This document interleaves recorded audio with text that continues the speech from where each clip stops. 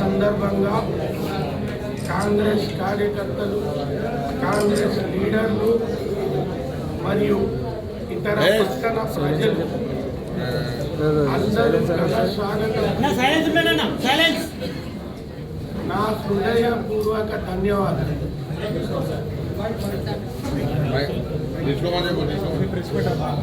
నా హృదయపూర్వక ధన్యవాదాలు. ఈ ఇన్ఛార్జి పదవి గురించి నేను ఒక విషయం చెప్పదలుచుకున్నాను.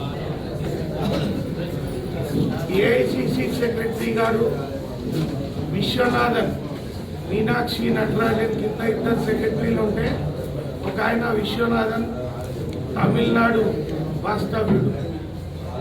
నన్ను ఒకసారి అడిగినాడు, ఇన్ఛార్జ్ అంటే అర్థమైంది అని. అంటే మా దగ్గర ఇన్ఛార్జ్ అంటే ఓడిపోయిన ఎమ్మెల్యే క్యాండిడేట్ కానీ, ఓడిపోయిన ఎంపీ క్యాండిడేట్ కానీ మళ్ళీ కార్యకర్తలను బలోపేతం చేయడానికి, పార్టీని బలోపేతం చేయడానికి ఒక రెస్పాన్సిబిలిటీ ఇవ్వడం జరుగుతుంది అని అంటే ఆయన అన్నాడు, భారతదేశం మొత్తంలో నేను కేరళ కూడా ఇన్ఛార్జ్ ఉన్నా, నేను 3 రాష్ట్రాలకు ఇన్ఛార్జ్ ఉంటుంది ఏఐసిసి సెక్రటరీగా, ఇటువంటి సిస్టమ్ ఎక్కడ లేదు కదా అని చెప్పింది. మా దగ్గర ఇక్కడ పెట్టారు, ఆంధ్రప్రదేశ్ ఉన్నప్పుడే ఉండింది, ఇప్పుడు ఆంధ్రలో కూడా ఉంది, తెలంగాణలో కూడా ఉంది.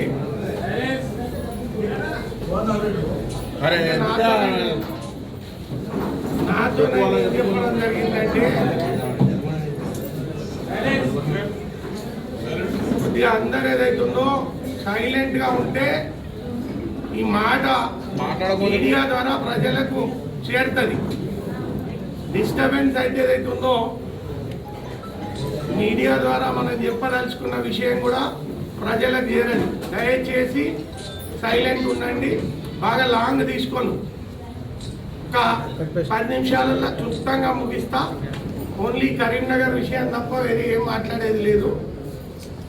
ఇన్ఛార్జ్ అనేది ఉందో ఇది రెస్పాన్సిబిలిటీయా అథారిటీయా అని అడిగాను.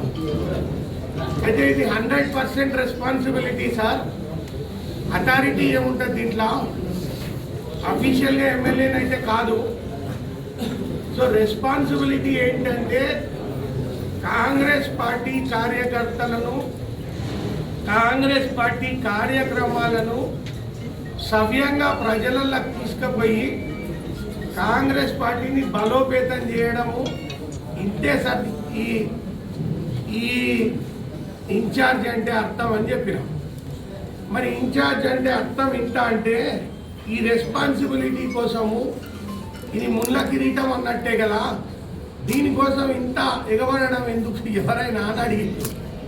అంటే ఏదో ఒక రెస్పాన్సిబిలిటీ ఉంటేనే కదా కార్యకర్తకైనా లీడర్కైనా ఇంట్రెస్ట్, బలము మరియు పబ్లిక్లకు వెళ్ళటానికి ఒక కారణం.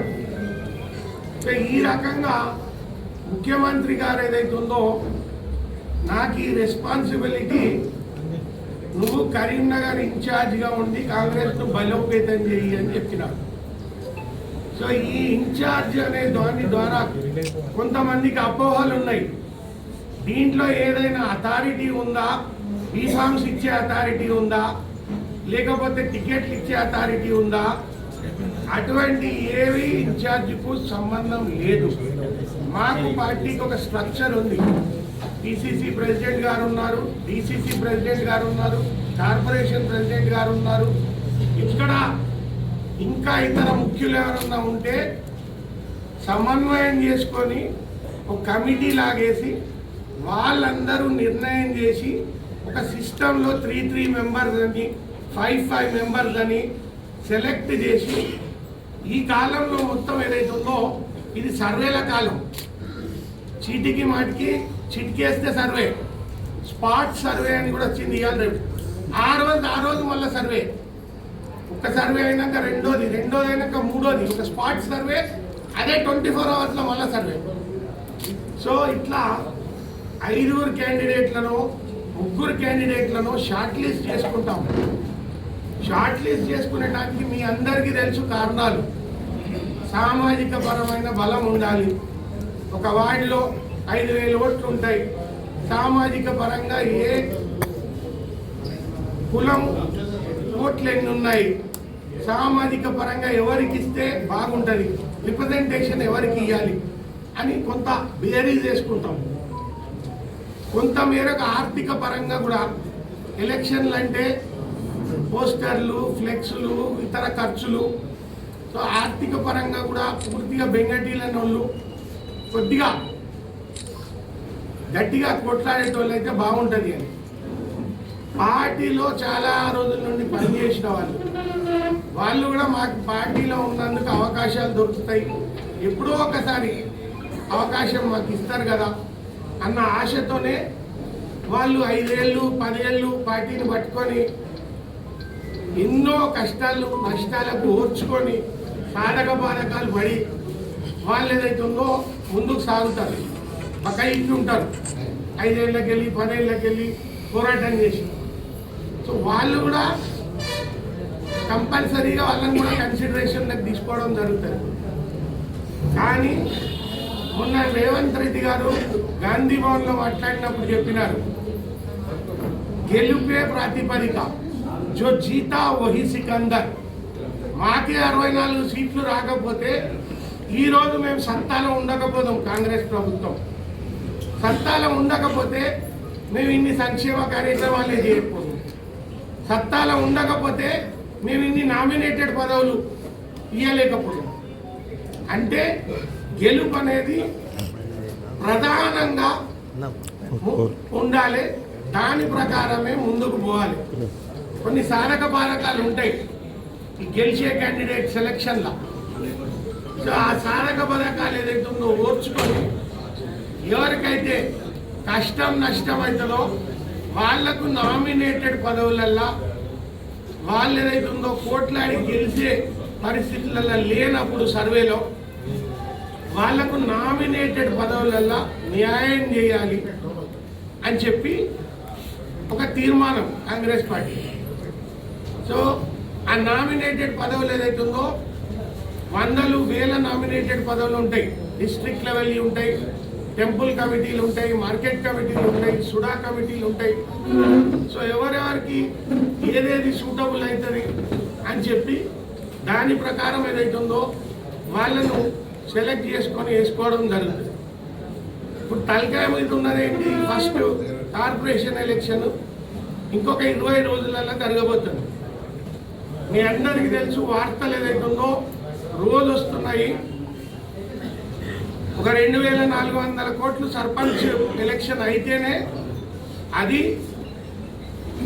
మార్చ్ 31 ఒక మంత్ ముందే జరిగి ఉంటేనే ఆ 2,400 కోట్లు సెంట్రల్ గవర్నమెంట్ నుంచి మురిగిపోకుండా మనకు వచ్చే అవకాశం ఉంటుంది అని సర్పంచ్ ఎలక్షన్స్ కంప్లీట్ చేసుకోవడం జరిగింది. ఇంకొక 550 కోట్లు పరిషత్ ఎలక్షన్స్ కూడా ఇదే టైం ఫ్రేమ్లో కంప్లీట్ చేయాలని నిన్న ఆంధ్రజ్యోతిలో హెడ్లైన్లో వేసినారు.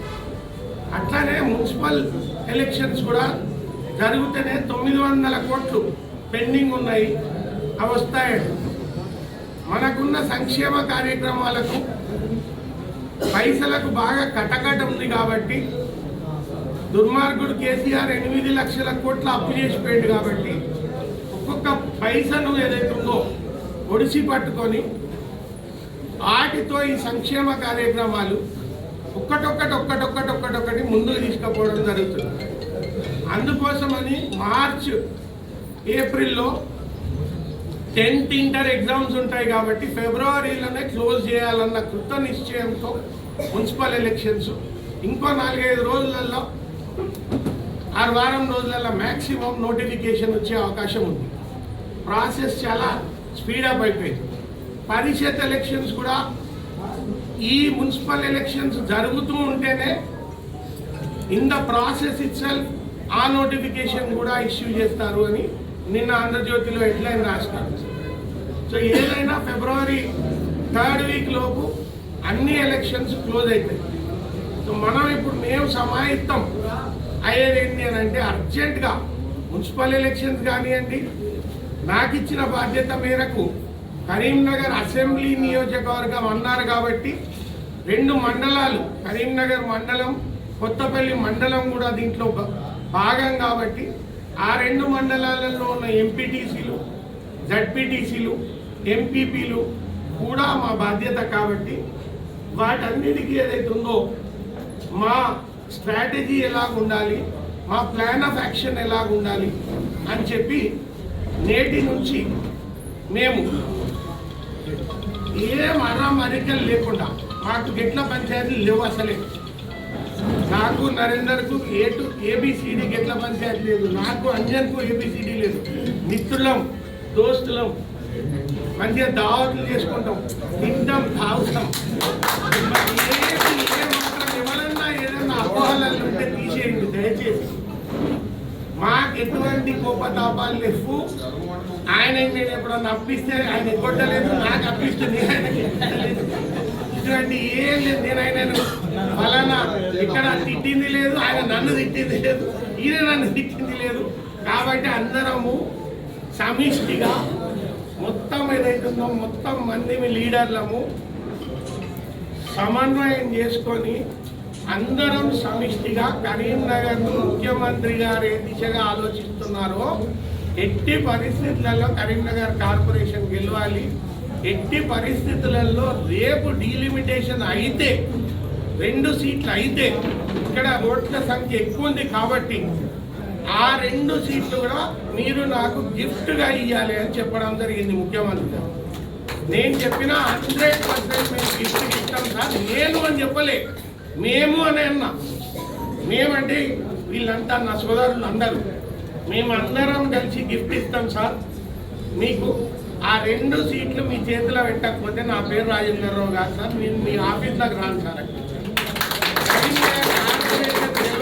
నా పేరు రాజేంద్రరావు గారు సార్, నేను మీ ఆఫీస్లో ఎంటర్ కాను సార్ అని చెప్పాను. మేము సమన్వయం చేసుకుంటాము, అందరినీ ఒకరినొకరం ఏదైతే ఉందో మాట్లాడుకొని ఎక్కడ ఎవరు గెలిచే క్యాండిడేట్. నేను చేసిన సర్వే ఉందనుకోండి, నేను వాళ్ళ ముందు పెడతా. వేం నరేందర్ రెడ్డి గారు చేసిన సర్వేలు ఉన్నాయనుకోండి, ఆయన మాతో షేర్ చేసుకుంటారు. అవన్నీ మా ముందు ఉంటాయి. మహేష్ కుమార్ గౌడ్ గారు చేసినవి మా దగ్గరకు వస్తాయి. మేము అవన్నీ ముందు పెట్టుకుంటాం. ముందు పెట్టుకొని ఫలానా దాంట్లో ఫలానా ఆయన గెలుస్తాడు కదా, మరి ఎట్లా అకామిడేట్ చేయడం, దాంట్లో ఎవరైతే డిప్రైవ్ అవుతారో వాళ్ళని ఎట్లా అకామిడేట్ చేయడం అని చెప్పి మేమందరం మాట్లాడుకొని ముందుకు తీసుకెళ్తాం. ఈ పట్టణం నాకు సంబంధించినంత వరకు వీళ్ళందరూ కూడా ఏదైతే ఉందో ఈ పట్టణం గురించి పూర్తి అవగాహన ఉన్న నాయకులే. ఇదిలాగా అంజన్ ఇదివరకే సీనియర్ ఉండే, కోమటిరెడ్డి నరేందర్ రెడ్డి గారు పార్టీలో సీనియర్ మోస్ట్ నాయకుడు. అంటే నేను ఆయన కన్నా ముందు పుట్టినా కాబట్టి ఆయన కన్నా ముందుకెళ్ళే కాంగ్రెస్లో చేసిన, కానీ ఈ మధ్య కాలంలో సీనియర్ మోస్ట్ నాయకుడు, బరువు మోసిన నాయకుడు. సో కాబట్టి ఆయన, సో మేమందరం ఏదైతుందో అవగాహన వాళ్ళకు ఉంది. నేను ఇక్కడనే మిషన్ హాస్పిటల్లో పుట్టిన, సెయింట్ జాన్ స్కూల్లో చదివిన, శాతవాహన పీజీ ఇన్స్టిట్యూట్లో MBA చేసిన. నేను మా తండ్రి గారు జగపతిరావు గారు ఉన్నప్పుడు ఎలక్షన్స్ కొట్లాడినప్పుడు చాలా యాక్టివ్గా పాలిటిక్స్లో ఆయనతో పాటు నియోజకవర్గంలో తిరిగేటోని, నియోజకవర్గ సమస్యలు మొత్తము తెలుసుకొని పరిష్కారాలు చేసేవాడిని. సో కాబట్టి నాకు ఇక్కడ ఏదైతే ఉందో 101% ఈ పట్టణం గురించి టోటల్గా అవగాహన ఉంది. నేను మీకు